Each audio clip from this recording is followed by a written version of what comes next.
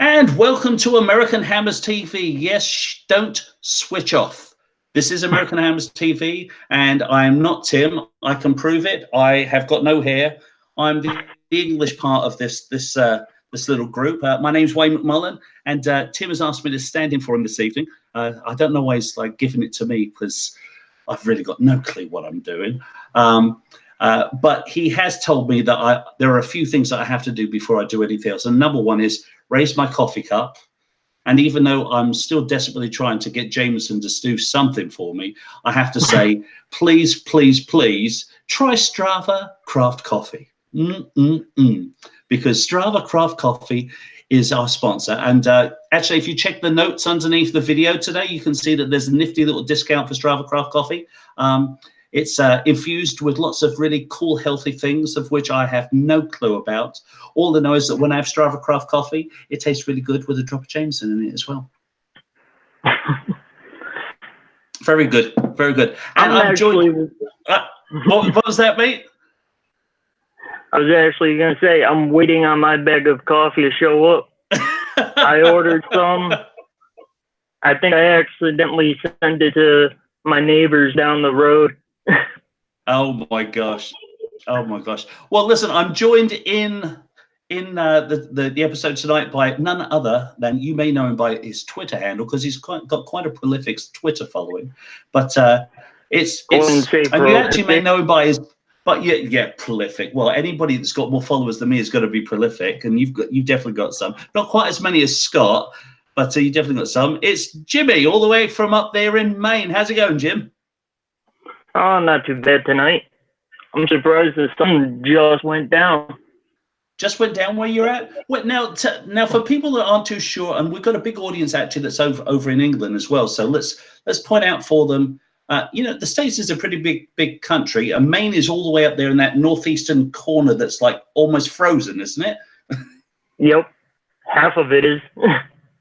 How would you, if you had to describe Maine to people that aren't in the United States, or even people that have never been up to Maine? I've got a couple of friends that live up there, and they say it's quite beautiful. It's very rustic and a beautiful part of the country. How would you describe Maine to people?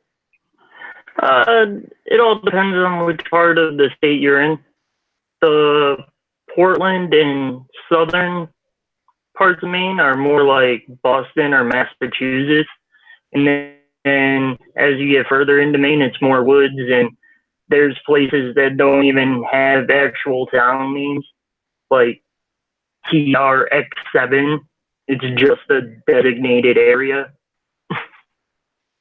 But the landscape is beautiful. It's really nice up here. I love it. That's cool. I'm originally from Connecticut, suburbs of Hartford. Moved from there to New Hampshire, from there up to here, and maybe up to the West Coast soon, thinking Arizona, but you never know. So, and now the question is, how on earth did you end up on American Hammers TV? Apart from the fact that you're obviously a West Ham fan. Just been talking with Tim. He reached out to me, asked if I'd be interested in helping out, doing a show, getting on. I finally worked up the nerve to do it. Never done anything like this before. Just kind of winging it. Now, they don't have, but there's no real organized group up there in Maine, is there? Nope. I have only ever seen one person wearing a West Ham kit around here. There's another guy on Twitter. I can't remember his handle at the moment, but he's off in Rockland. That's almost an hour from me. Did you get a chance to have a chat with them, or were you so shocked that you just like went and that's it? We didn't really get a chance to talk. We only met on Twitter a little while ago. Gonna try and set something up for next summer or next season. Next summer, we're in the summer. but like Tim and Lee aren't too far. Boston's only like 2.5, 3 hours, depending on the traffic, the weekend, what's going on. But See, that always surprises me when people say over here in the States, saying, obviously I'm originally from England, when people say, Tim and Lee aren't that far from me, they're only about a 2.5 hour drive from me. Yeah, over in England, we were talking to who was it? I'm trying to think who we were talking to the other day. Crikey, who was it? Gosh, let's see. Gosh, who was it? Who was it? Who was it? I think it might have been. No, actually, I wasn't talking to him. It was the broadcast I was watching that Tim did yesterday with Ryan from West Ham Fan TV, and he was talking about the long drive up to some of these matches up in the north of England. It being a 5 hour drive, and you're talking about Tim isn't that far from you, only like a 2.5 hour drive, right? Yep. I mean, I'm used to traveling up and down the East Coast, from Connecticut down to Florida by car with my family growing up. Oh my God. That's a 24-hour drive in itself, and we would normally do it in one shot. That's crazy. That's crazy. What's the craziest thing that you've seen up there in Maine? Because then everyone talks about like they have lots of like moose attacks up there. I haven't seen a moose yet. I've seen some bear. We got a bunch of deer in our backyard. Actually, we feed a couple every morning, bring out some scraps for them. There's lots of owls, hawks, big birds. I mean, I haven't seen a lot of snakes here, but down in Connecticut, there were a bunch of rattlesnakes. That was not fun to encounter. Good gosh. So now my big question for you, for everybody that wants to know, is like, when you're all the way up there in Maine, how on earth do you get into West Ham United? Come on, give us the graphic details, mate. All right. So I grew up on all the American sports: baseball, basketball, NFL, even auto racing. My family is really big. Everybody's really tight knit. I'm one of the furthest away from the family. But my grandfather passed down the regular American sports, so Red Sox. I know misery. 86 years. Couldn't win anything. Always get there, be the bridesmaid. Dallas Cowboys. So down near you guys. Oh, see, I'm not a Cowboys fan. Everybody in Texas hates me for that. I'm a Philadelphia Eagles fan. To each their own. Yeah, you have to be something. I like winding them up because usually speaking, the Eagles tend to beat the Cowboys. But anyway, back to West Ham. Who would you say is your favorite West Ham player through the years? I haven't been following too long, only about a decade. But when Antonio showed up, the last season of Boleyn, the first season at the London Stadium, there was something about him. The speed, the physicality, the fact that out of 9 of his first goals, 8 of them were headers. He's a talent. He grabbed me. Yeah, but I've got a man crush on him. Definitely. I remember that first game that he played in the claret and blue, and he ran from our own half down that right wing. I mean, he didn't do anything, but he finally got down in the 18-yard. Oh my God! Look, it's Joe Cool. Joe Cool. I knew he wouldn't trust us. There's no way on earth he was going to trust us. Hey, are we at least live on YouTube? Yeah. We are. So I can say I beat Scott on that. Oh no, the wife decided to go to bed early, so which is a shocker. But decided to not sit around and watch it on the TV. Just pop in, say hello. What's going on? Good gosh. Not too much. So yeah, I was obviously watching, but you mentioned about so Did you mention how you got into West Ham? Like, why on earth you got into West Ham? I didn't get that far. Wayne cut me off and threw me on a tangent about Antonio. But yeah, we were doing some loving on Antonio because we've both got a bromance going with Antonio. Because I started in on how I was brought up on all the American sports, Red Sox, Cowboys. I'm even old enough to remember the Hartford Whalers. That was my hockey team. So sad they're in Carolina now. But about 10 years ago, when I moved from Connecticut, away from my family and up to New Hampshire and Maine, everybody I worked with, most of the people I was meeting didn't watch any of those sports. Most of them were people from overseas, so they were watching soccer or football. Yeah. And I didn't know a whole lot. My buddy I was living with handed me Green Street for a different reason than West Ham. He was trying to show me a little bit of the culture of like sticking together and that type of thing. Yeah. And thought it was hilarious to watch Frodo just get beat on. It was great. Nothing better. Maybe he wouldn't have got beaten up so much if he had those big old feet that he had in Twin Towers or something. Yeah, no, he laid down a few whippings though too, man. Yeah, he does. But the first fight when the girl punched everything, I was crying. I was laughing so hard. Yeah, it's funny. It was just that funny to me.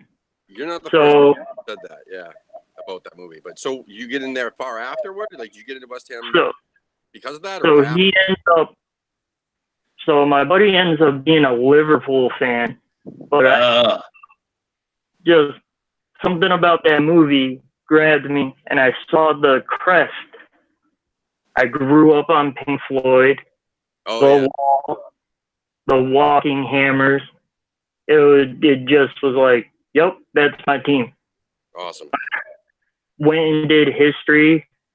Found out it was like working man's team. Yep. The iron workers, people making stuff out of steel. My grandfather was a tool maker. It just seemed like everything was falling into place, and nobody could change my mind. Yeah, man. That's you cool. I've heard similar stories about Green Street being part of the reason, but you went a step further, and you mentioned Pink Floyd as well, and I've heard a couple people say that the fact that it's just a working class club compared to an Arsenal or a Man City, that definitely contributes. But that's cool to hear that story, man. See, that's our favorite part of the show, by the way, is finding out how, especially us Americans, like how everybody got into West Ham. Like, how on earth? A lot of people are like, oh, my family, or I went over there. I went to college over in London. I went to a West Ham match. I mean, I've heard so many different stories, but that's cool. Right on. Yeah, no, I'm the only person in my family that follows any sort of football. world football, I should say. No, I hear you. No, me too. I have a cousin that follows Fulham, but which is weird. Well, at least it's not Man U, or it's not City or something like that. Well, exactly. Well, that's the thing. So our family, we're typical, like, we root for the underdogs. You know what I mean? And my cousin's fairly close in age to me, and he ended up he's been following Fulham longer than I've been following West Ham. So, geez, man, I guess it was because of I think for him it was more like Dempsey and whatnot, and Brian McBride. I guess there was a lot of Americans playing on that club, and that's what got him into it. But no, it is cool to see that. Makes a bit of sense. Tim Reams over there. Yep. Yeah. I mean, they've had over time they've had a lot of Americans, especially American international players, play for them. But yeah, man. No. Now, did you watch any of the Women's World Cup today at all? Or should I say, did you watch the United States women's team today go out and do their practice session? Their warm up. Their warm up. Yeah, I found it very strange that they went out there and they actually, they had a warm up and they decided to play a game in the middle of it. I did not get to witness any of it. I was actually listening to the what was the other international game going on today? Trying to think what the game was before it. After that 13-goal massacre, I kind of forgot everything after it. Everything after it just went a complete blank to me, a total blank. So I mean, at one point I thought we were going to see a double hat trick scored. I mean, I'd never seen that many goals scored by one person in an international match before in my life. That is pretty impressive. I mean, she was. I don't care who you are. That gotta give some sort of credit where credit's due. The ball doesn't want itself to the net. I mean, they were fantastic. I mean, people ask me, who do I support? I mean, obviously I'm English, so I'm going for England. Even though England's going to have no chance up against the USA, no chance at all. I'll go on record now. I mean, I don't see anybody beating the US the way that they mastered that match today. But yeah, I mean, I'll support the USA. The French. Yeah, I don't see it. I don't see it somehow. I mean, the USA just went out there with such conviction and such energy, and I mean, after 90 minutes, they were still running around like lunatics out there. They were just incredible. But it may burn themselves out too quickly. That's the other thing. They got such a deep squad. They got a deep squad. But the only question I ask, and I think some of the commentators were asking it as well, and of course Alexi Lalas disagreed with the other commentator, is when you were like 6 goals ahead, at what point do you say, okay, this is getting a little bit embarrassing now? Do we ease off a little bit? And of course Lalas' excuse, and I'd be interested in your take on this. Lalas said, it's all about putting the goals on the board. It's showing respect to Thailand. It's all about going out there with your full strength and just putting as many goals in as you possibly can. Me, I think it was a bit embarrassing. I thought it didn't look good to me. I can see both sides of the argument only because we had a season with like the Patriots. People said they were running up the score. Belichick said, stop us. Yeah, that's the game. Yeah. It would almost be, I almost feel it'd be disrespectful to not play to your best ability. Almost like letting somebody win. Yeah. You're gifting them something that you're taking the competition out of the game. Yeah. And it is the World Cup. I mean, you could ease up a little bit. Maybe you should sub out Rapone, sub out Morgan, let somebody who's a lot younger go in. Somebody that's who's what I was thinking. First World Cup. Well, I mean, they still subbed out 10 people at half time. I mean, you can't sub out much more than 10 people on a side, right? I mean, they subbed out 10 people and they still managed to score 13 goals. So, I mean, it's like, gosh almighty. It was kind of like, it was that, whatchamacallit, who was it? It was the FA Cup final, wasn't it? The same sort of thing with Pep Guardiola's side, Man City, just like couldn't do anything. And finally, you see Pep Guardiola sitting there on the side with his hands in his head going, I just can't watch this anymore because there's nothing I could do. I mean, we breathe out there and we score. That's what it felt like. It felt like every time Lloyd swished a hair, somebody scored. It was like, it's like, let's switch the ponytail that way. Oh, look, the ball went in. Oh, it went off of somebody's ponytail. It was unbelievable. I couldn't believe it. I mean, I sat and watched it with my 7-year-old, and she was like, "Daddy," she says, I would play soccer if everybody scored like this. I said, well, I'd let you play soccer if you scored like this. Trust me. Everybody would if it was that easy. It was just like unbelievable. Good God. I mean, I've never seen anything like it. So you've been watching a lot of I guess, how do I put it, the potential transfers that we've been talking about. I noticed that we have a little group chat going on, and you were mentioning like you know, some of the guys that we're linked with, you've been following some of their games as well, I guess, right? Well, at least they're. I mean, you mentioned something about like Lobotkov or whatever his name was. You know. Scoring, I have the one football app, the guy, the one that Geo or not West Ham Fan TV. Yeah. And I can't even speak now. I have that app, so it makes it really easy. So as soon as you hear about somebody, you can go search them up, find out what they're doing, and then they have a games tab, and you can see every game on there. So just find them, follow it. So I've just been trying to see who's been doing what and follow them with. Are these decent prospects that we're actually looking into? Would they really help the team? And just trying to do my own little research on them. Yeah. I'm not. What do you think though so far? Who excites you more? I guess. I don't know. I haven't got a chance to look into any of the midfielders really. Yeah. More been focused on a forward because I just don't trust Arnautovic. I don't trust him. Even though he scored. I like Wesley. He's real young. He's 6'2", 6'4". Plays at Club Bruges, Belgium league. Same league we were looking Den Donker for. But he's like 6'2" to 6'4", 208 pounds, a big body, a target man, will back into people, but really good with his feet. Had something like 17 goals and 10 assists. Mm-hmm. Had really decent numbers for the league.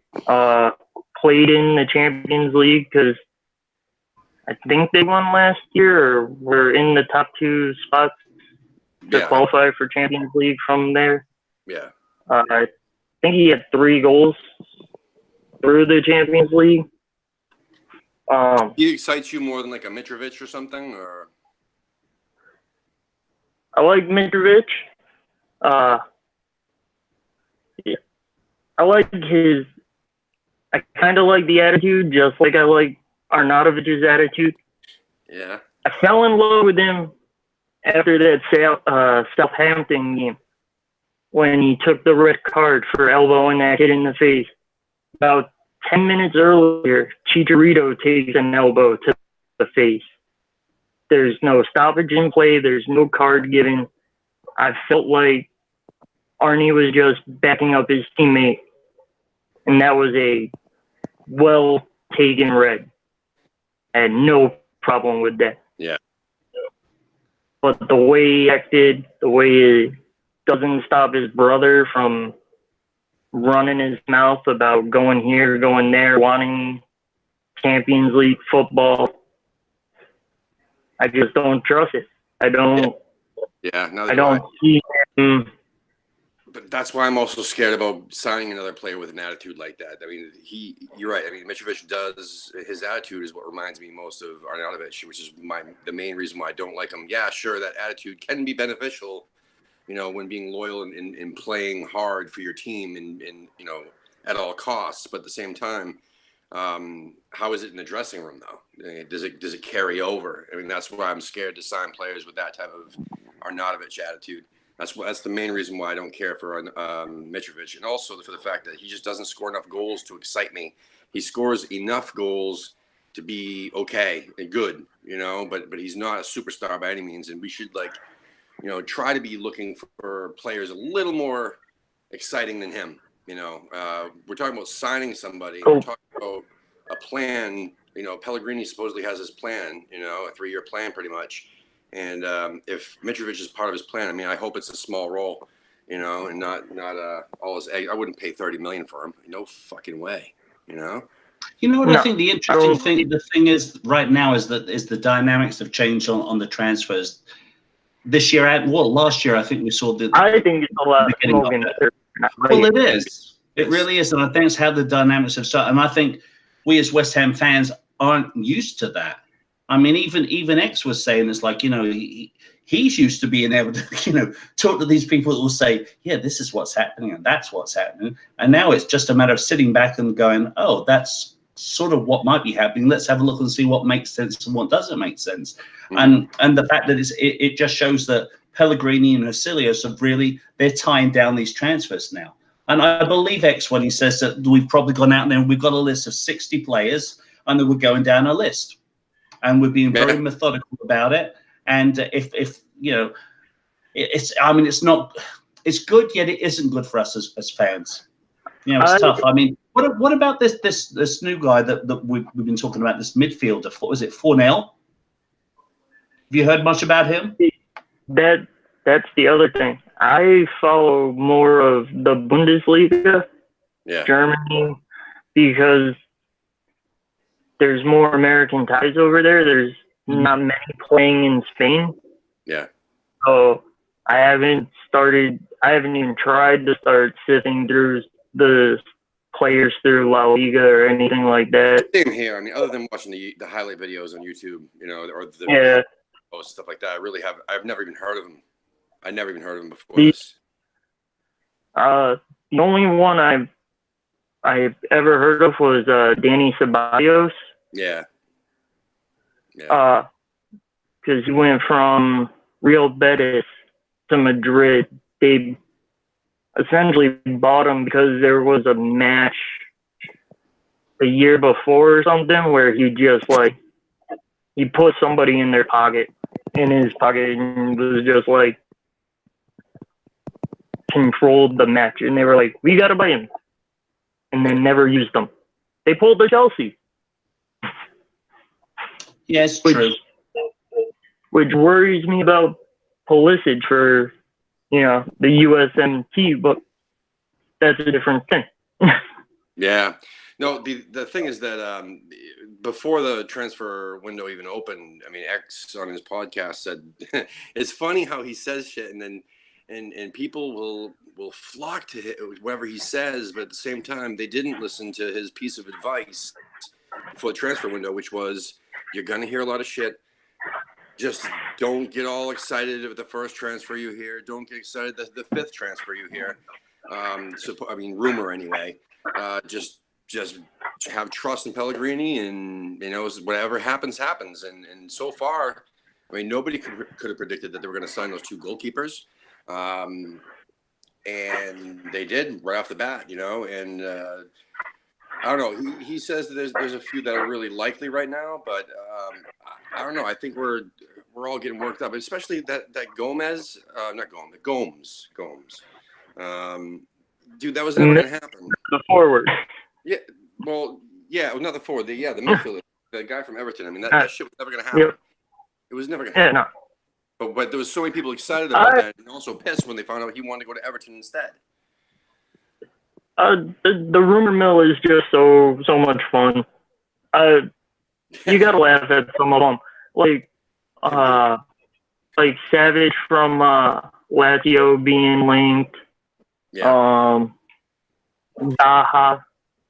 That's got to take the cake for best rumor right now. Zaha coming to us. Yeah, especially right after the Antonio going to Palace thing came out. Yeah. Yeah. That's funny. I still wouldn't be surprised if we did lose Antonio. Oh yeah. As much as I hate to say it, I wouldn't be surprised if we didn't lose him, because especially if we're talking about a couple of attacking midfielders now, which it seems to be like the possible route that we may be going. Yeah. According to the rumors. Then yeah, I could see us losing Antonio, and that would hurt me. I mean, I think he's a great squad player, and I think he had a great finish to the season. He's a great guy too. He's a great for the club. He's great for the club. He's just fun. He's fun to have around, and it's nice to have a character on your team. Yeah, it really is. He's old in football terms. I mean, he's old. Yeah, he's there. He's there. Yeah. He's definitely there. And it's the sort of person you'd be looking to ship out. He definitely is. And next year, like I said before, like we're not going to get much money for if we held on to him for another year. It would just be his value would decrease because that's just what happens, man. Football, so let's cash in if we can. Unless there's this crazy rejuvenation in his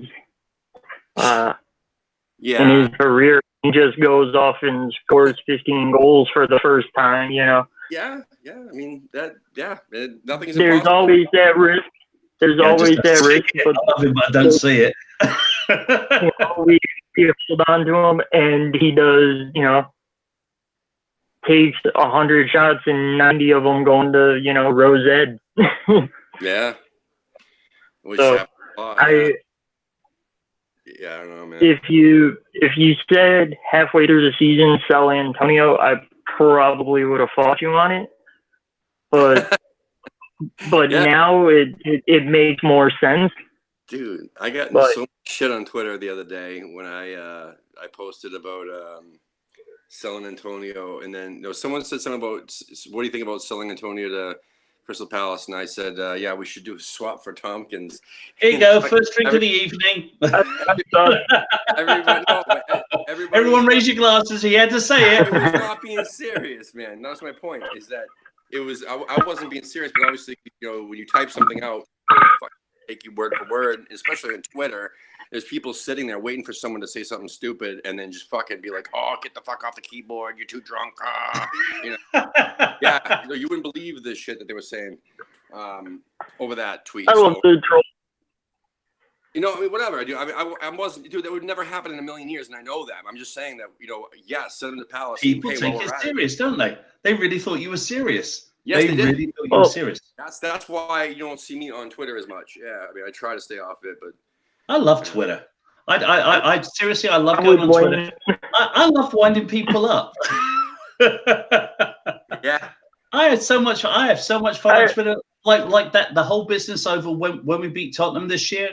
And so many people gave me a hard time about, that's your cut for the year when you beat Tottenham, blah blah blah. All these Tottenham fans. So I sat down there and I wrote down the moniker of all of the Tottenham fans that gave me a hard time. And when down in the pub when we sang when Tottenham F'd it up, I recorded that and I sat on that video. I sat on that video until Tottenham F'd it up, and then I personally sent in a personal message to every single one of them. Every single one of them. It drives me nuts about those Spurs fans saying that it's our cup. Yeah. They're the ones that say that. We don't. Yeah. They're just I don't know. The Spuds are idiots. That says that's our cup final. Yeah. Well, actually, I was just about to ask you who your most hated team was, but I'm going to do this for you. With Tim's permission, I've got a list of 10 questions. This is something that I've been talking to Tim about for a while, and I'm going to experiment here on you, Jim. You do that. I'm going to go grab a. It's an experiment. This is called the Waniac Rapid Fire Question Round. Okay. Oh, geez. So off the top of your head, you have to just give the first answer that comes into your head. Are you ready for this? I'm making you sweat, aren't I? Are you ready?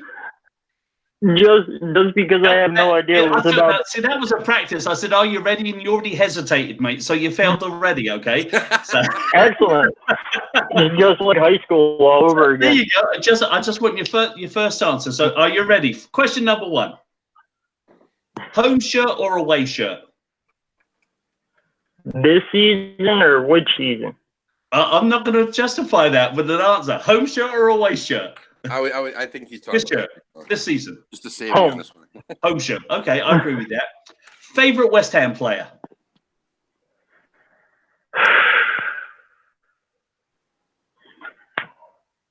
DeCanio. DeCanio, nice one. Nice one. Okay. Finish this sentence for me. Games are won by blank. Goals. Okay, that's a good one. Okay. FA Cup or top 6 finish next year? What would you rather have? FA Cup. FA Cup, nice. Most hated team? Oh. That Wayne, I like these.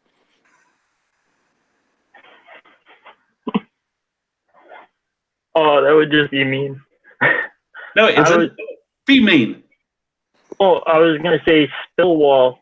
Just Yeah, smush there you go. Spurs. Spillwall, definitely. Does that count? Get them both in.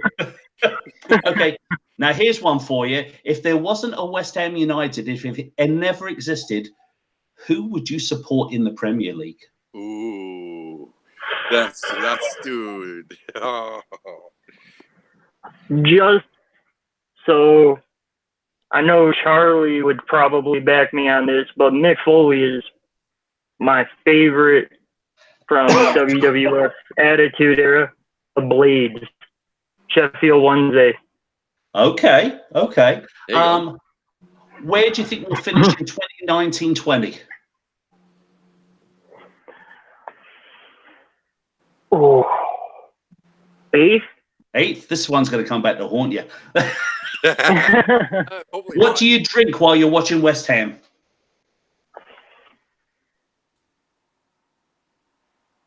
Coffee normally.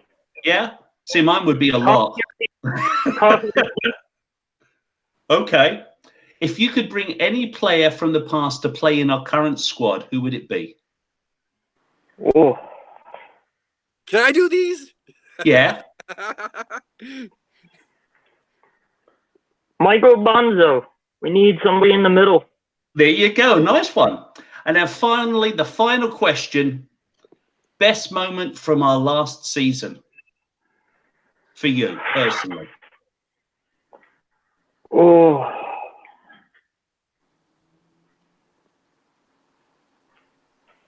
Watching Felipe Anderson nutmeg Joe Hart. Oh, that's a good one. That's a good. good one. Because I'm pretty sure he did. He nutmegged almost every keeper he could. He was brilliant with the nutmegs, wasn't he? Yeah. Pretty sure he got Joe Hart. You know, it's funny with the nutmegs because when I was a kid being brought up over in England, I remember I had one manager say to me it was disrespectful to nutmeg another player. Seriously said that to me. He said, "You don't look for that shit." But over in Brazil, I mean, they look for that. Oh yeah, dude, they have a kick out of that, man. Yeah. I love watching that stuff. Yeah. Oh. Is that 10 questions? That's the 10 questions. Well, dude, I like those, man. I think we should definitely do those every episode. Dude, we should do something. Those were good questions. Go ahead.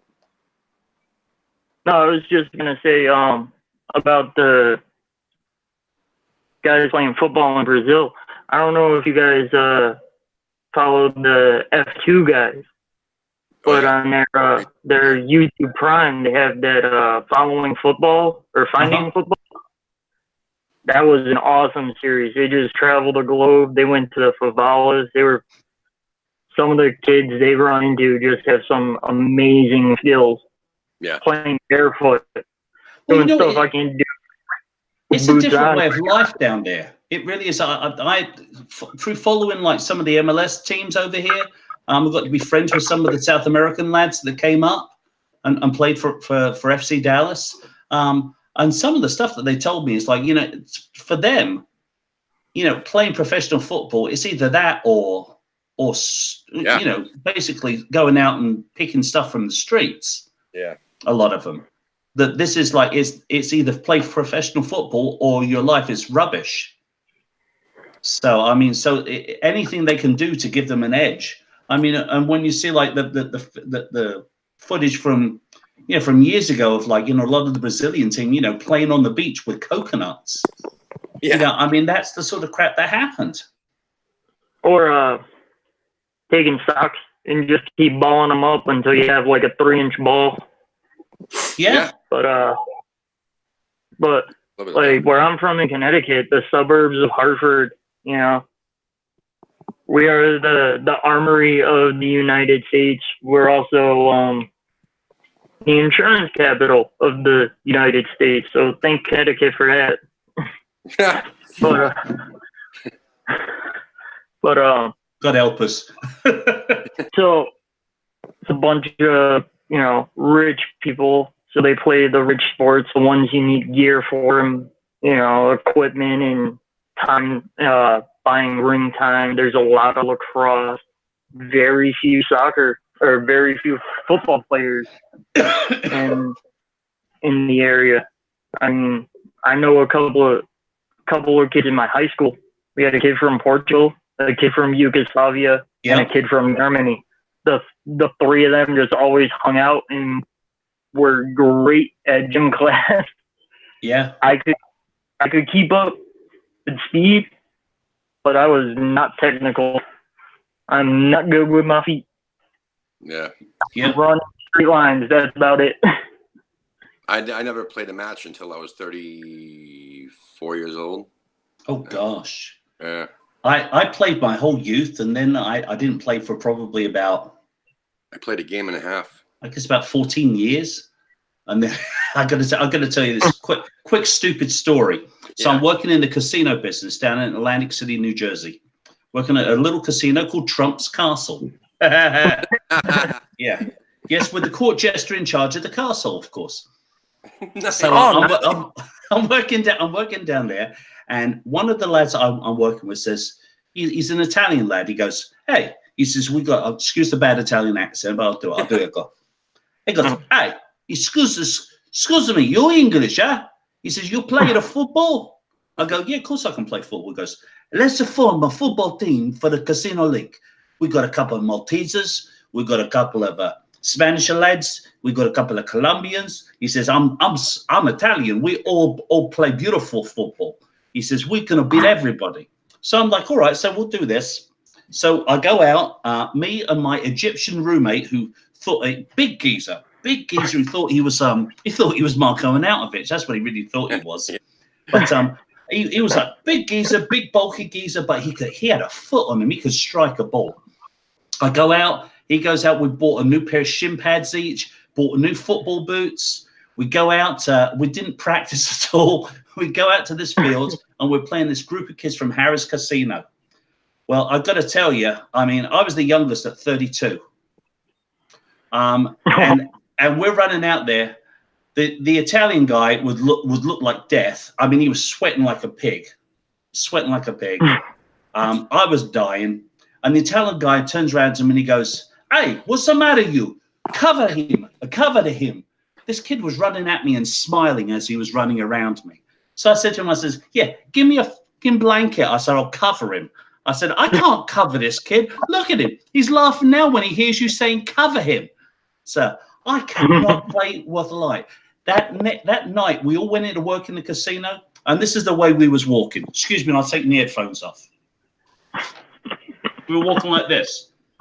It was like the bloody Walking Dead. We looked like the Walking Dead. I'm sure that's where they got the idea for it. We were so banged up.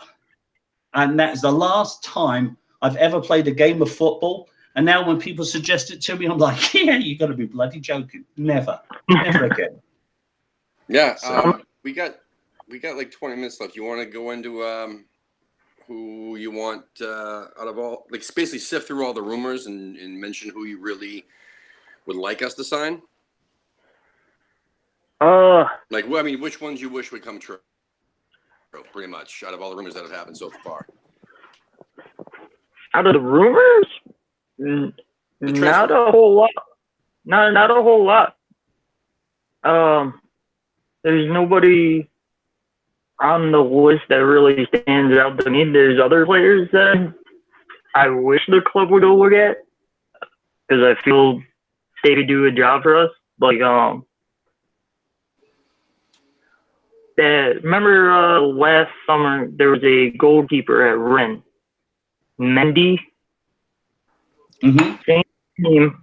Their midfielder, Benjamin Beauregard or Beauregard. I'm not sure how to pronounce it, French.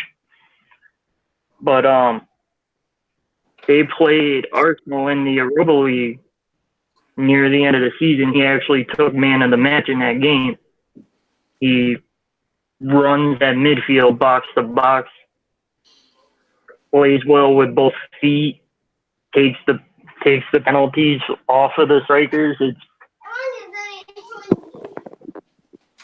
Oh, Tim got called away. Sorry. No. Go to bed. Sorry.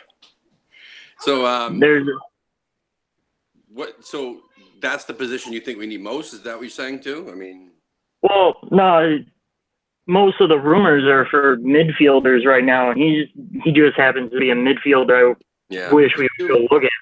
We do need like a box to box for sure. I still think we need the center forward, and I like near the beginning of the rumors, somebody mentioned Haller and Poulsen. One's from Frankfurt. Yeah, Frankfurt, where Jovic just left from, and the other one is from RB Leipzig. So you got Jovic and Timo Werner, who just light up the Bundesliga. The two guys following them both scored 15 goals respectively and had, I think, 10. One had 10 assists, the other had 8 assists along with that. Yeah, that's nice, yeah. Which, in the Bundesliga, those defenders are probably just as rough as Ramos most of the time. Nice. They're pretty brutal over there. So the fact that the second choice strikers for those two teams were able to perform that well, to me, says a lot. And I think they're both young, 24 and 23, I think, or 22 and 24. So they got years to grow into. There was, when everybody was talking about left backs, and Reece Oxford going to Augsburg, however it's pronounced. Yeah. Their left back, left mid, Philip Metz, he was first like 8 or 9 games in the Bundesliga. He had picked up 6 or 7 assists already and had a goal. He was on really fine form. Yeah. Gets back and defends well. Oh. Yeah. I like that in defenders too. When it's not all about clean sheets. I mean, I love clean sheets for sure, or being a part of that. But I also love when they can, nick a goal in, especially on set pieces. I mean, that's what I would, expect for my center backs, though, especially, which is why I like a certain somebody. But anyway, they have, the left. I mean, the fullbacks, man. I mean, if they can, bang in a goal or two, but also, get some assists, man. That's definitely important. You know what I mean? So yeah, I mean that's cool. I'm curious if Liverpool are still going to offer up Klein, because if he's on the trading block, I think we should go grab him. Yeah, no, I mean when that was first announced as a rumor, that did excite me. He's a solid player that definitely would fit our club and our system, and he's got a good attitude. And he just looks like he would get along with the players that we have, and that's important, especially in the back line. We need someone like that. Yeah, there are a few out there that there's a straw of coffee. But I'm just not. I'm taking X's advice. I'm just sitting back. I'm just like letting it all soak in. And let's face it, we've got another couple months of this before it goes on. I mean, I wish that we'd sign something really big, and X seems to be hinting that within the next 72 hours, there will be an announcement of a signing. And he seems to think that that's going to be an attacking midfielder. So looks like that is going to be, it's going to be, what is it, 4-0? Yeah, but again, it could be, but at the same time, knowing the way Huselos has been. It could be something totally different, right? Exactly. You don't even know. Yeah. Well, whoever it is, though, I mean, I've got confidence. I mean, they picked up some people last year. Nobody knew who Diop was. Nobody knew who Balbuena was. Correct. I was just about to say that. The fact that everybody is going crazy about, who's this guy? Never heard of him. Never heard of this guy. Yeah. Nobody heard of Diop or Balbuena. Yeah, that's right. They came in and worked at a perfect pair. To be honest with you, I never heard of Anderson either until he was first linked. No. I didn't really follow Serie A, so I really didn't know who he was. But again, thanks to YouTube, saw some good stuff. Only knew a little bit of Anderson. The little bit they had at the World Cup when Brazil won it. He was part of that squad. Yeah. Don't remember a whole lot of it. And then, like you said, Serie A, don't follow much of it. Only ever catch like Juventus or Roma because of the guy who just retired, not Rossi, the one maybe 2 seasons ago that was spent his entire career. Goalkeeper or Pirlo? No, he was a midfielder. My cousin's gonna kill me because he was the only guy he followed. It'll come to me. It'll come to me. But no, so far so good in the window, and like we were all talking about, I really think it's going to be someone that we really don't know much about, and I would definitely trust if they really are keen on Fornal, then or Fornal, whatever the fuck, he's got to be worth it. For someone like Pellegrini, who's managed some of the best players in the world, I would trust him, and so far so good with these players. I would really like to. I'd love to see a left back picked up, only so that we could push Masuaku further up the pitch. Because that's where he played well. I'd love to watch Masuaku string those passes together in the midfield. I mean, that's where we got that chant from, was because he didn't give the ball away. He was hooking those passes up, and as an attacking option, it was fantastic. So yeah. He as long as we stay away from that left back at Olympiacos, I'm totally fine with pretty much the gamut of looking at players. Only because Masuaku came from Olympiacos, and he said because they are so dominant in the Greek league, he never really played defense. He was always so far up the pitch. He was essentially just a winger. Yeah. Well, again, how realistically, how many players come out of that league and do well in the Premier League? Not very many. I think Socrates. Maybe tops. I think Socrates started there. Yeah, but I mean, coming out of that league, I don't know.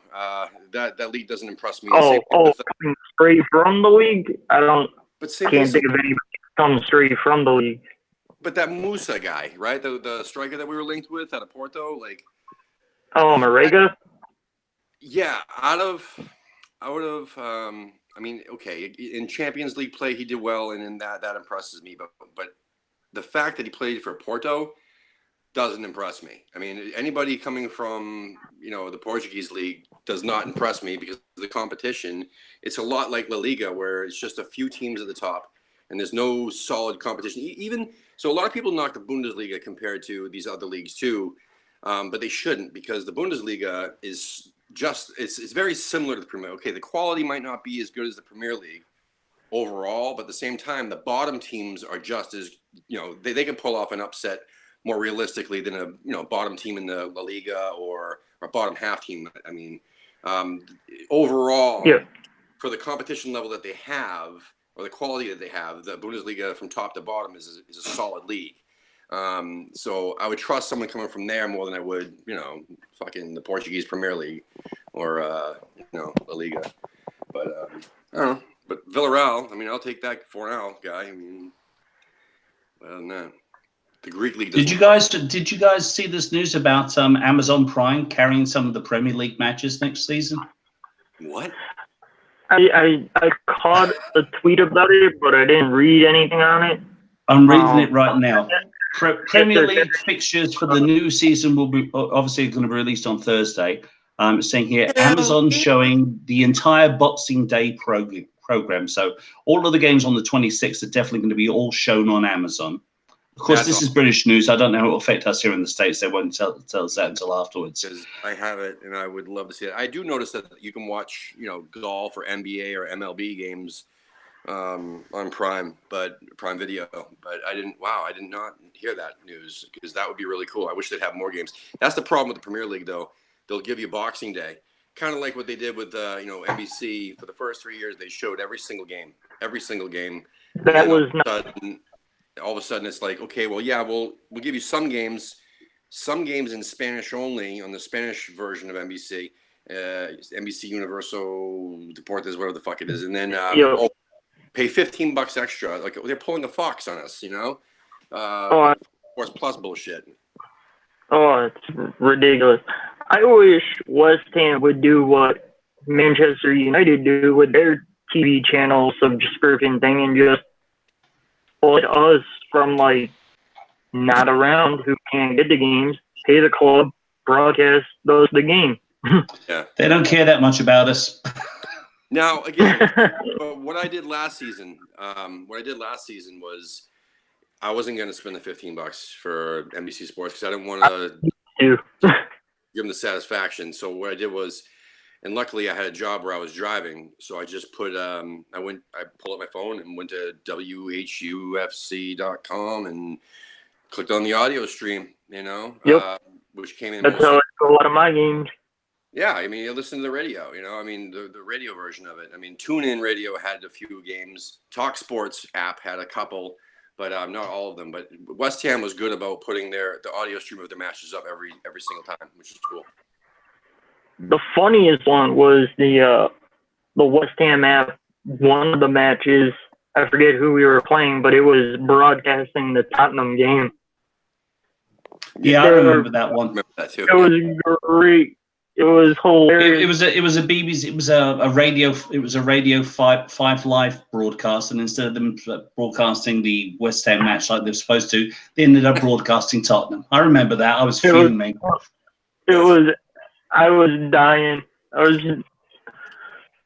That's funny. I just went and found myself a different stream, and Tim, with the Talk Sport, you just have to go to you have to actually go to, like, the different games, click on it, and then you can get the commentary for each of the games from whoever they have at that match. Yeah, I thought that this way it was. I couldn't figure it out this year. I mean, a couple of years ago, I used it, and it was fine. But they changed. I don't know. They have you turn it on, and it's like, oh, you want Talk Sport 2 or you want Talk Sport? And then I click on Talk Sport. And, it was messy this year. Yeah, it was just. The app is totally all over the place, but I can still get it to work when I needed to.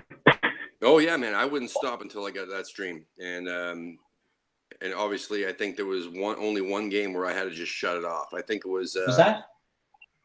It was Cardiff. Yeah, the Cardiff match. I couldn't even finish listening to that. I had to listen to it, and I shut that shit off. They're all bloody useless. They are. Every single one of them is bloody useless. There's Nigel. They're all bloody useless. I know you. They're bloody useless. The app is useless. I've got one of these things. It never bloody works. You know what it works for? When you need to wang it at someone when you're at an away match. That's what it works for. That's the only thing it bloody works for. Bloody Sky and BT Sport aren't going to show any bloody matches. They ruined my bloody Boxing Day this year. Cousin It can drop by. That's about the best. It's Cousin It. Cousin bloody It. I'm going to screenshot this later. That is something else. That's funny. So, all right, man. So we got a few minutes left. Is there any other topics you want to run over before we head off? Let's put Tottenham out there and let's run them the bloody hell over. Who? Let's put Tottenham out there and let's run them over. The best. I have to give Gio credit. The best Tottenham quote I've ever heard. Somebody had sent them in a question about Tinder or what if your date is a Tottenham fan, and Gio responds with, well, if they support Tottenham, they love the cock. Oh.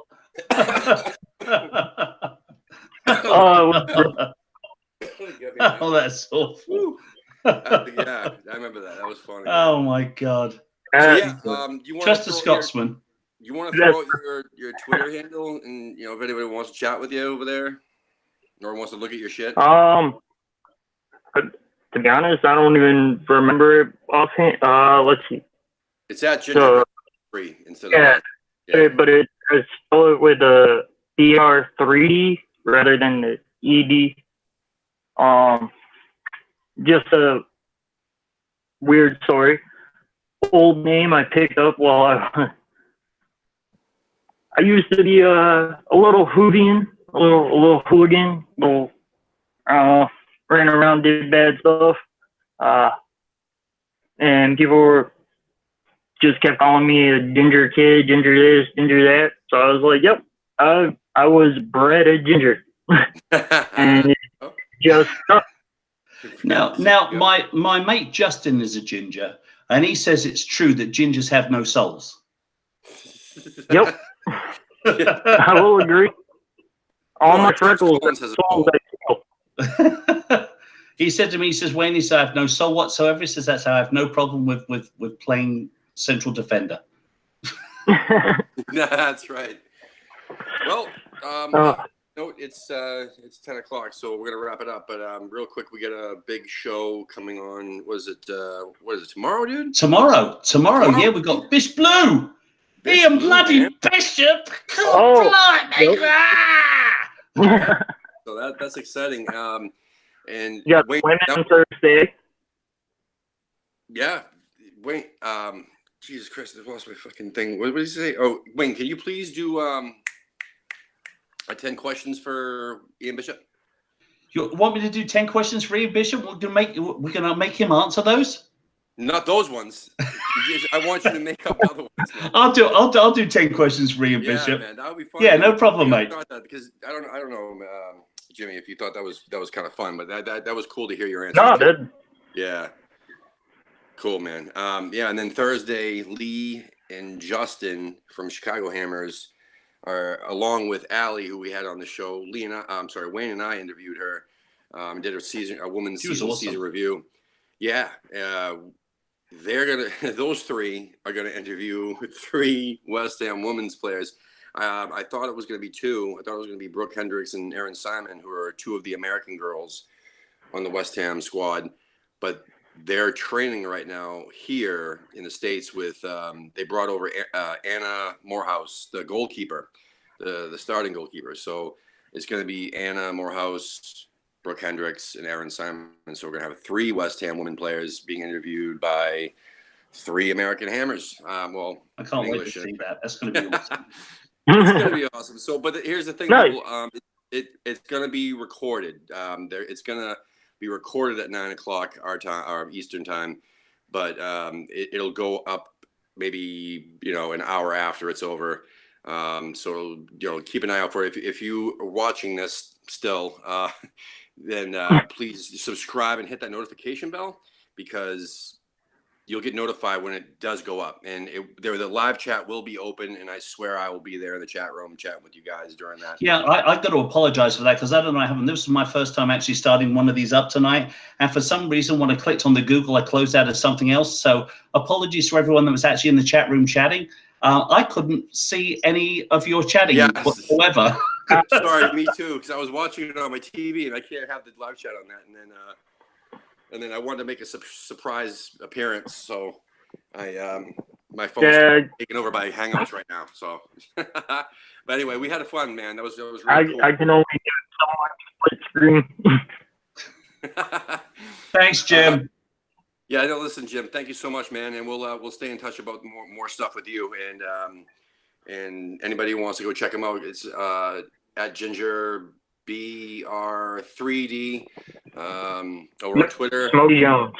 Yeah, man, it's pretty cool stuff. So check it out, and also check out our two shows. Did you hear my dilemma with the coffee earlier? Yes, I did. And that's shit, man. You gotta go to the post office and bitch them out, man, because dude, that sucks, man. No, it's all on me. I put the wrong address in. Oh shit! Well, you got to go with a neighbor and get that shit because that stuff's gold, man. I'm telling you, you don't want anyone else to have that. That's I'll tell you, it goes. I know it's healthy, but it goes great with a drop of Jameson whiskey. Yeah, boy. All right, guys. Come on, you irons. Come on, you irons. Have a good one, everyone. Have a good night, guys. Cheers. Pleasure.